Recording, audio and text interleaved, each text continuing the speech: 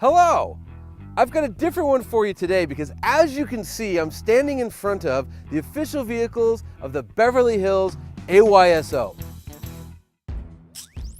From New York to Miami, Dallas to Los Angeles, Moscow to Abu Dhabi to Liechtenstein, wherever there's a large concentration of wealth, you have a bunch of confused rich dudes unsure of whether or not to buy a Range Rover or a Mercedes-Benz G-Wagon.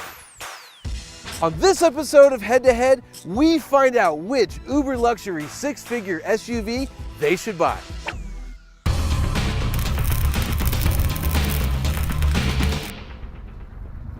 So here we are in the Mercedes-Benz G63 AMG, or as we've affectionately taken to calling it, the Mordwagen, which is German for Murderwagen.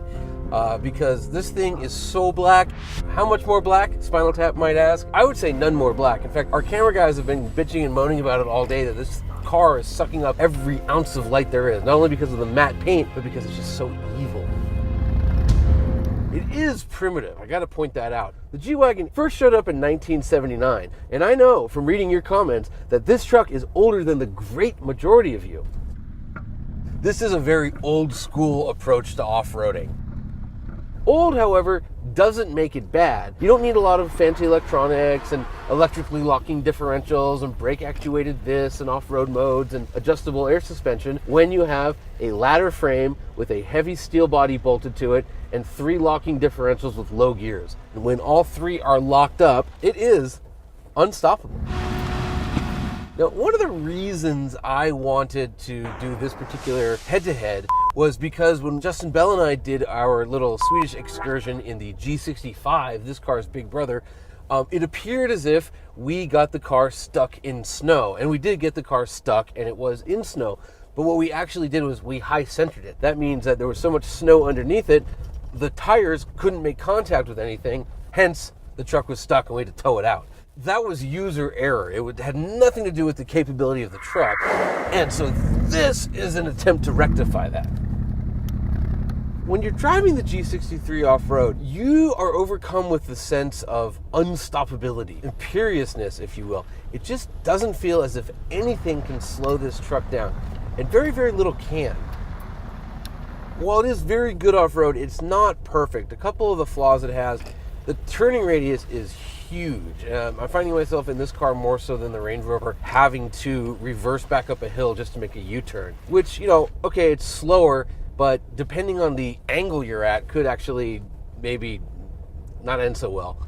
The other thing that we haven't really had a problem with yet, but it's just been scaring me to death, are those side pipes. Now, we've been lucky that the breakaway angle of the truck, we've been missing them, but there's been a few times where I really thought, oh man, we're just gonna smash those side pipes. If you're buying this truck to go off-road, lose the side pipes, get some kind of aftermarket something or other. So we're heading to a pretty good obstacle. It's a real torture test for, I'd say, most off-roaders. I'd also say there's very few production off-roaders that can make it. A lot of products made by Land Rover could make it. A Jeep Cherokee, Grand Cherokee could probably make it. I know a Wrangler could make it for sure.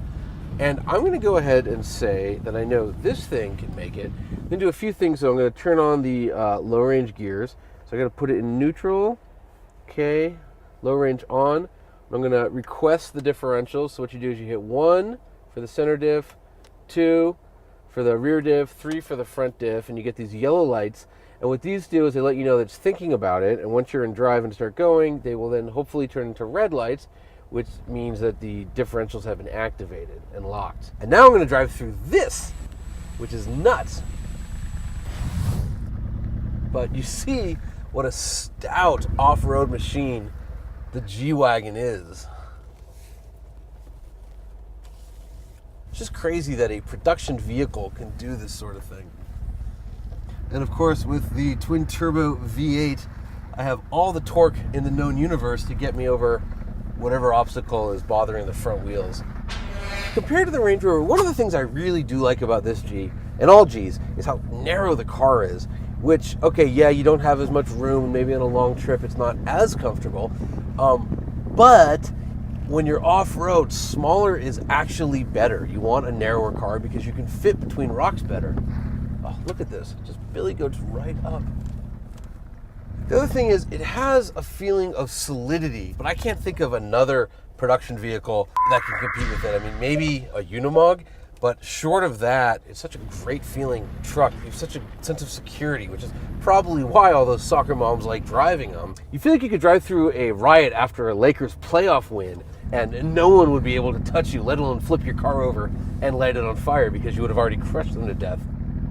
The G-Wagon really and truly is one of the most capable production vehicles on the face of the earth. Of course, so is the Range Rover.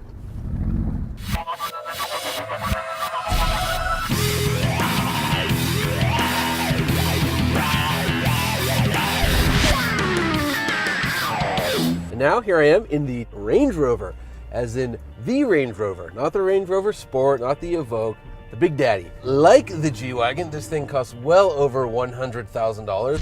What do you get for all that cash? Well, you get one very capable off-road truck, as it turns out. People that are fans of Land Rover, they know how good these things are off-road. People that aren't, they'd be shocked to know how capable a Range Rover is, but they're Range Rovers. I mean, that's what they do. You also get a 5-liter supercharged V8, just like the last one. It's actually quicker 0 to 60 than the G-Wagon is. This thing does it in 4.6 seconds, which I believe makes it the very fastest vehicle on Earth with a low-range transfer case. Think about that. Also much larger than the G-Wagon, much more comfortable, much better for a long trip. This thing, from the get-go, has been designed to be a luxury car. And yes, I am using the word car because it's very car-like in its interior. The seats are almost beyond comfortable, heated and cooled. The whole time I've been talking to you, I've been getting a massage. The headrests, you've got to actually experience these to understand them, but they are as comfortable as a Citroën seats. That's how good they are. Unlike the G-Wagon, which is body on frame, the Range Rover here is a unibody, though it does have unitized frame rails as well as subframes. The result is, instead of feeling like a block of granite and lead, it feels pretty light. In fact, Land Rover is claiming they're using so much aluminum in this new Range Rover that it's up to 800 pounds lighter than the vehicle it's replacing. We actually weighed this sucker, 5,500 pounds, meaning that if it was actually 800 pounds lighter, the old Range Rover would have weighed 6,300 pounds, which it totally didn't. The Range Rover does feel as if it's about 1,000 pounds lighter than the G-Wagon, which is both good and bad. Obviously, the lighter a car is, the more nimble and sprightly it handles. However, there's something so wonderful about the way the G-Wagon feels that the extra weight just adds to it. All right, so now we're in low range, so I'm going to attempt that same crazy frame-bending obstacle that we just did in the G63. Let's see how the old Range Rover here does.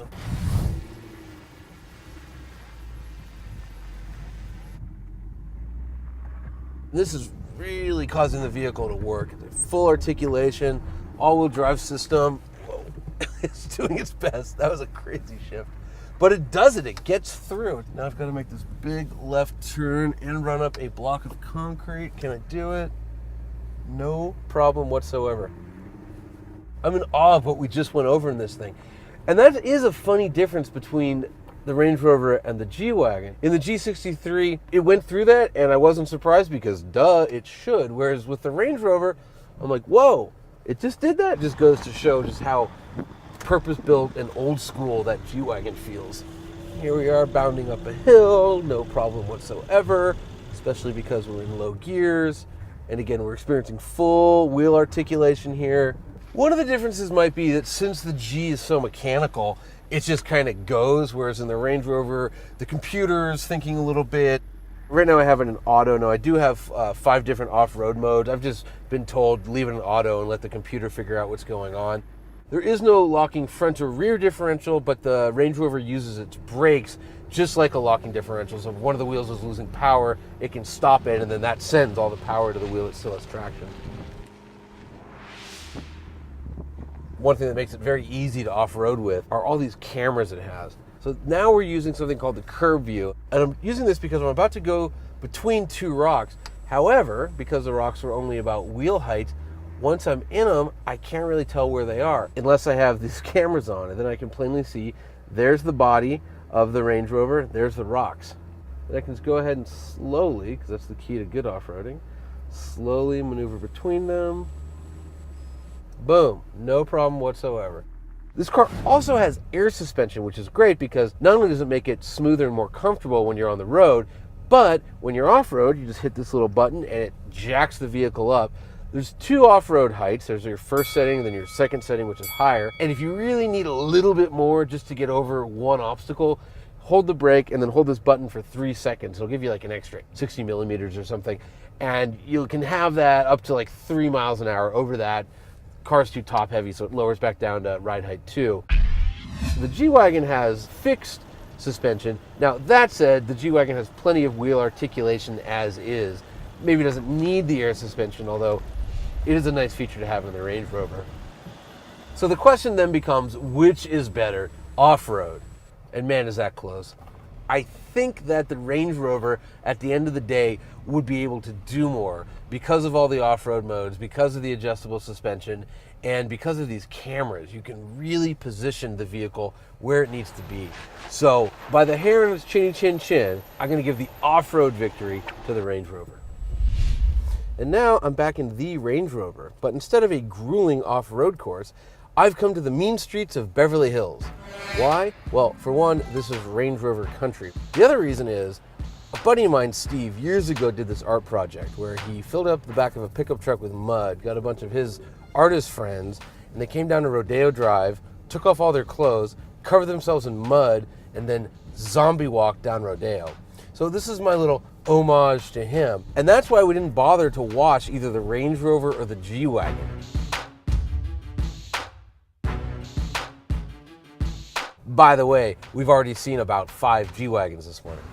Riding around on this air suspension, it's just so calm, so quiet. You have no idea that you are driving one of the very fastest SUVs in the world. This thing is quite impressive. G-Wagon. And how does this new Range Rover compare to the old one? Well, if I'm honest, I gotta tell you, it's pretty similar. The last Range Rover was developed when Range Rover and Land Rover were owned by BMW, and that car had some residual BMW-ness. This vehicle was partially developed under the watchful eye of Ford, and there is a lot of Ford going on here. For instance, I've got this full haptic screen. If I want to change the radio stations, I've got to find the audio video menu. Missed it the first time, now I hit it, then I got to find the button to tune, missed it again. For $115,000, I want a knob. I want to be able just to scroll through my stations, and you can't do that here. Also, some of the controls are a little, I don't know, for an SUV this expensive, this refined, this top of the food chain, it just feels not as nice as the rest of the car. Turn signal stock's incredible. I love the TFT screen. The steering wheel's great, but overall, it's a bit of a mixed bag. Driving around Beverly Hills here, it just makes sense. You understand why every other car that I'm looking at right now is a Range Rover. You can't say the same thing for the G-Wagon. So while the Range Rover was totally at home in Beverly Hills, the G-Wagon is not. It drives around sort of as if it's depressed, like there's a war going on somewhere and no one bothered to invite it.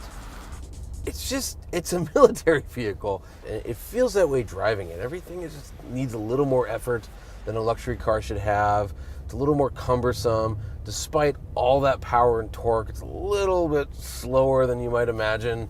It's not your typical Beverly Hills housewife mommy-mobile. I mean, listen to these door locks.